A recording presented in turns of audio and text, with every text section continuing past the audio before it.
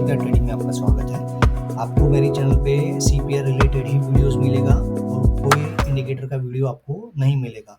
आप सबको पता है और मैं डेली सीपीआर यूज़ कर रहा हूँ निफ्टी को ट्रेड करने के लिए या एनी स्टॉक ट्रेड करने के लिए। अभी उसमें मैंने 5 मिनट्स के चार्ट पे वीकली सीपीआर भी प्लॉट किया है और मुझे बहुत ही अच्छे रिजल्ट्स देखने को मिले हैं। मैंने आज बहुत सारा बैक टेस्टिंग भी किया और उसको मार्केट कैसे रिएक्ट कर रहा है वो भी मैंने देखा। तो अभी से मैं ये भी यूज़ करूँगा, उसको आप हाइड भी कर सकते हैं, अनहाइड भी कर सकते हैं। अगर आपको ये लेवल्स ज़्यादा लग रहे हैं, तो जो भी वीकली सीपीआर का जो ज़ोन है, ये बनता है, उसको आप पिंक कलर में मार्क करके थ्रू आउट द वीक रख सकते हैं। और ये वीकली सीपीआर के अदर्स लेवल है, R1, R2, S1, S2। तो वो भी मैं रखता हूँ और उसको ऑन ऑफ करते रहता हूँ कि ताकि मेरे चार्ट के ऊपर ज़्यादा लेवल्स दिखे नहीं और मुझे प्राइस एक्शन बहुत ही अच्छे से दिखे। तो आज मार्केट कहाँ पे था, डेली सीपीआर है, डेली सीपीआर के नीचे खुला मार्केट, प्लस वीकली सीपीआर को क्रॉस ही नहीं कर पाया। उसके साथ में आप मूविंग एवरेजेस लगाएंगे तो मार्केट 20 मूविंग एवरेजेस के नीचे ही कंटिन्यूअसली ट्रेड कर रहा था। मार्केट डेली सीपीआर के नीचे है, मार्केट 200, 50 और 20 ये तीनों के मूविंग एवरेजेस के नीचे ही है, प्लस वीवेप के नीचे भी मार्केट चला गया है। तो हमें आज कॉल साइड का देखना ही नहीं था।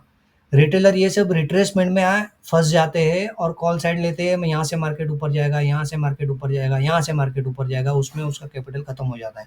प्लस आज था निफ्टी का एक्सपायरी, उसमें काफ़ी ऑप्शन जीरो हो जाते हैं। तो ये सब चीज़ में रिटेलर क्या करते हैं, यहाँ से मार्केट ऊपर जाएगा, दूर का ओटीएम ले लेते हैं और अल्टीमेटली उसको तो ज़ीरो होना ही है।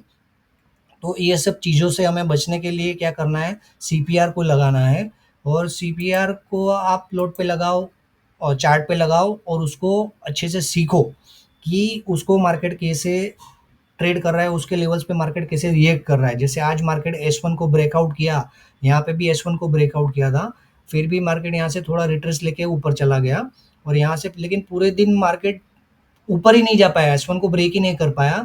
तो आप आज बेरिश साइड ही आपको ट्रेड देखना था, बुलिश साइड ट्रेड देखना ही नहीं था। मेरा कहने का मतलब है कि अगर आपका व्यू एक पहले डिसाइड हो जाता है सीपीआर के लोकेशंस के बाद कि आज मुझे कॉल साइड जाना है या पुट साइड बैठ जाना है, तो आपका 50% काम तो वहीं हो जाता है। उसके बाद आपको प्राइस एक्शन देख के और ईएमए के और वीवीएफ को कॉन्फ्लुएंस को देख के आपको खाली ट्रेड करना है कि भाई यहाँ पे ये मेरा अच्छा सा सेटअप बन रहा है, तो यहाँ पे मैं एक 40-50 पॉइंट्स के लिए ट्रेड ले लूँ, अप साइड या डाउन साइड के लिए, जो भी बन रहा है उस दिन ट्रेड उसके लिए।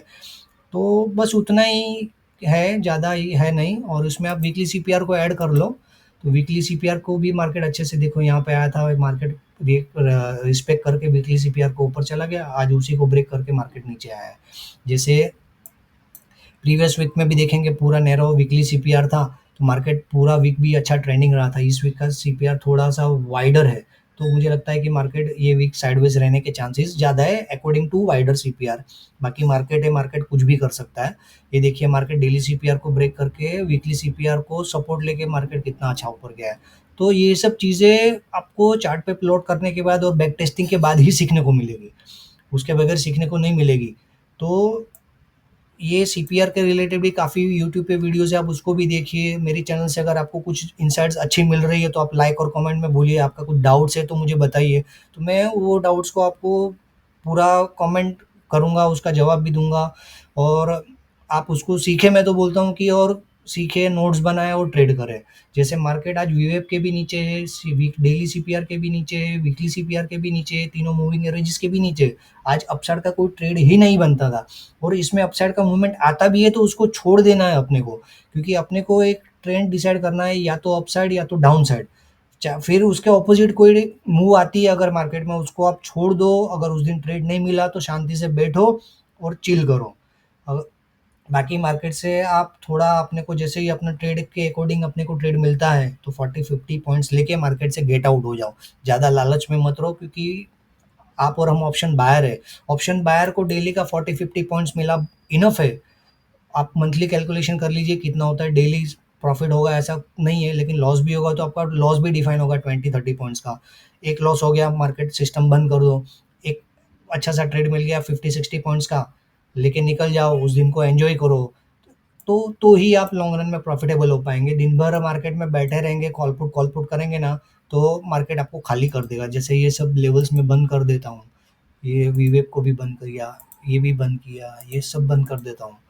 तो ये जो छोटे रिट्रेसमेंट आते हैं ना, उसमें प्राइस एक्शन वाले ट्रेडर्स बोलते हैं यहाँ से ऊपर जाएगा, फिर नीचे आ गया, फिर ऊपर गया, फिर नीचे आया। लेकिन ये सीपीआर लगाने से अपने को क्या थोड़ा ईज़ी हो जाता है कि मार्केट एस1 को ब्रेक नहीं कर पाया है, तो अगर एस1 के ऊपर जाएगा तो ही मैं अपसाइड के लिए देखूँगा, कुछ प्राइस एक्शन बनेगा तो।